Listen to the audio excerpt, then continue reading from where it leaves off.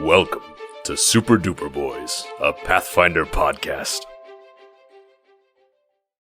Hello, welcome to SDB Podcasts, and thanks for joining us. Now, before the swords and magic and absolute shenanigans of the TTRPG world begins, I'm going to take a bad news first kind of approach so the air is clear and you know what to expect from our collaborative story. When we began this campaign, we had no intention of recording it. However, with the GM and the party having the collective memory span of a school of goldfish, we felt it was for the best. With this being the case, we did not record the first session, and for that we apologize. We also didn't begin recording the second session until our lovely player and editor-in-chief, Brent, began recording us from his tablet.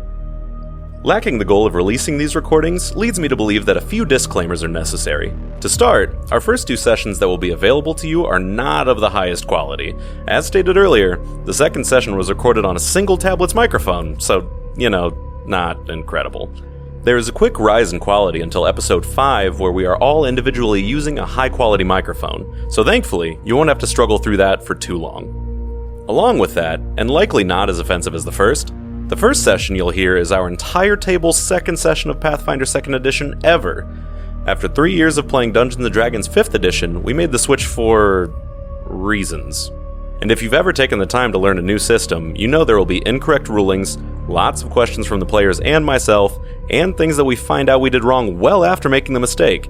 Don't worry, we edit out most of the time spent researching answers. So maybe if you're new to Pathfinder or TTRPGs in general, know that there will always be little mix-ups like this, and they're always fine as long as the table is having a good time. And if you're a veteran though, please don't yell at us on the internet because we will cry. We'll cry. In an attempt to fill the gap left by the missing first session, I will do my best to introduce the world as the players know it, the player characters, and the events of the first session that was lost to time. So without further ado, let's dive in. This is the world of Vexia. Many continents are spread across the vast oceans of the planet, but where our story begins is on the small island continent of Nephilis. Nephilis boasts only 2 grand cities and is dotted by many small villages and hamlets. Bethede, being the capital, hosts the widest array of life. A trading hub built around the shore of a great lake, and home to the only governmental body that has a say in settlements other than their own. It's the place people go to achieve greatness, and find the avenue that leads them to their dreams. A real I'm moving to Hollywood kind of place. Oh, feel I should also mention, drifting through the skies above Bethede, there's a city of cloud giants that have long been credited with keeping any major threats at bay just due to their existence, causing great storms that last for months, sometimes even years. Some say it's their boisterous debates, or fights, or parties, but no one's ever actually been up there to see them, so even their existence may just be a conjecture. Spring was in full swing, and so was the Festival of the First Bloom, Bethede's annual celebration, an absolute smorgasbord of attractions, good food, and camaraderie, which is exactly why our group of adventurers individually made their way to the city and crossed paths for the first time. Speaking of those guys... Hi, I'm Lucas Jack, and I'm playing Mikey, the halfling monk. Mikey might be small in stature, but he's big where it counts. His muscles. And his ego. This confident 25-year-old halfling has slick back, dark brown hair, deep-set brown eyes, and a battered face and nose littered with evidence of his many years attempting to punch his way up the ladder of the underground fighting rings in Alabaster City. According to him, his complete and utter domination of the competition led him to leave the city and journey to Bethede to chase other rings and opponents on his quest to become the best bare-knuckle brawler that Vexia has ever seen.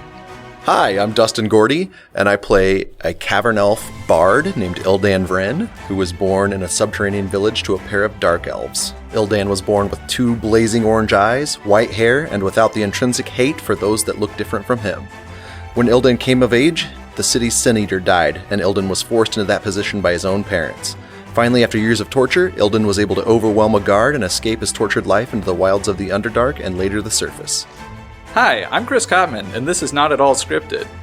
I play Demir Lavendel, who's a boyish-grown, kinda human man who's totally not a Dampier, with a voice that is totally distinct from my own.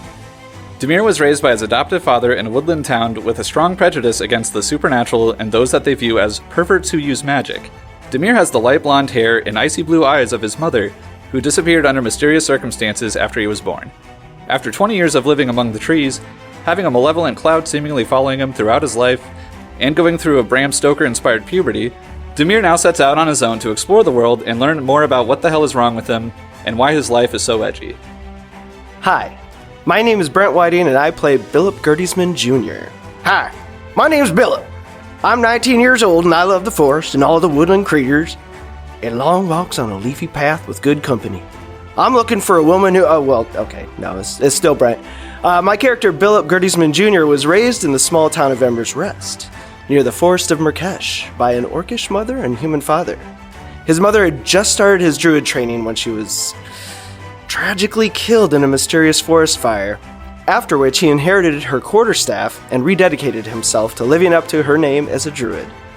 His distinctive features are a slight green tinge to his skin in certain places like his neck and around his ears, which are a little pointed, and he has slightly larger teeth where an orc would normally have tusks, but with amber eyes and a light brown mullet, his heritage mostly appears human. Under the overalls he never takes off, he is very muscular but not bulky, and it's easy to tell he ain't one of them city slickers. Now that we know our cast, let's get into the actual events of the first session. A chance encounter at a tavern in Bethede brought our band together. It may or may not have been initiated by a bar brawl, but the details are fuzzy.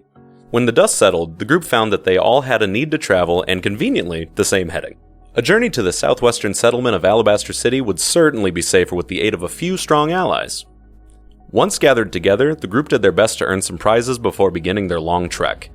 Mikey entered in a fighting competition and was unfortunately trounced by a strange and hard-headed traveler by the name of Bentley Bofin. Tootie did his absolute best in a pie-eating competition, but found them less than palatable than his beloved sweetcakes. Demir entered an arm wrestling competition, but didn't find himself on the winner's stand either. In the end, Billip would be the only one to find success. Turns out it's much easier to win a foot race if you can transform into a cat. This victory earned Billip a wagon, led by a grumpy old nag that Billip dubbed Amanda. At this point, the storm began. Making their way southwest over the course of a week, the group found their first stop on the Long Road, a quaint little town by the name of Hollyhill. With nothing but a few farmhouses, an inn, a general store, and a blacksmith, the unassuming hamlet seemed like a wonderful place to rest the weary body of a traveler. After encountering a local named Thebos, who seemed a bit too eager to determine the intent of the party, they made their way to the inn, known as the Stuffed Boar. Greeted by the halfling bartender Zarsif, they rented some soft beds, and Mikey inquired if there were any places that he may find some underground fights. He was then redirected to a one Ona Pride Guard, a dwarvish woman who looked like she had had her own fair share of scraps. She informed him that around the witching hour, a small group would gather in a nearby pig pen and place meager bets on anyone willing to enter. Mikey excitedly accepted the offer. The rest of the group dispersed and asked the villagers for any recent news. Only a few people had anything truly interesting to say, some referencing strange coincidences of misfortune, slipping on seemingly nothing, flower pots jumping from windowsills, losing their grip on breakable objects. All relatively insignificant things, but they always seem to happen in a simultaneous grouping. Intrigued but with no true leads, the party makes their way to the tavern, where they share what they've learned. Late that night, as the rain falls heavily, Mikey heads to the pig pen and the matches begin. There are only a handful of participants, but one of them Mikey recognizes. It's Bentley Bofin, the fighter that had beaten him in Bethede. From the shadows and unaware that they had all separately snuck towards the ring, the rest of the party watched from various vantage points. Tootie and Demir from the shadows, and Billip taking the form of a stray cat. Both Mikey and Bentley win their way into the final match against each other. As the brawl begins, Mikey loses his footing and Bofin takes a quick advantage, landing some heavy strikes. Just before the final blow lands, Tootie, fearing for his new friend's life, springs from the darkness and cracks Bofin over the back of the head with a shovel, knocking him out cold. The small crowd disperses, disappointed in the abrupt and unexpected conclusion of the fight. The participants are brought back to the tavern and their lumps are tended to. After a fair amount of bickering between Bentley and the party, Bentley storms from the tavern and into the rainy night. The group gathers their things and heads to their rooms. After a sound night of sleep, Demir awakens to a rustling in his room. Rising from his bed, he spots a nasty little dog creature rummaging through his things, thus concluding the first session. Hey everyone, thanks for listening. If you enjoyed the show, consider subscribing to our Patreon, where you'll find Cancel Quest, our far sillier episodical campaign for when a player can't make it, and potentially some other TTRPGs sprinkled in along the way. Find us at patreon.com/SDBPOD. One more time for the kids in the back, that's patreon.com/SDBPOD. See you next time, everybody.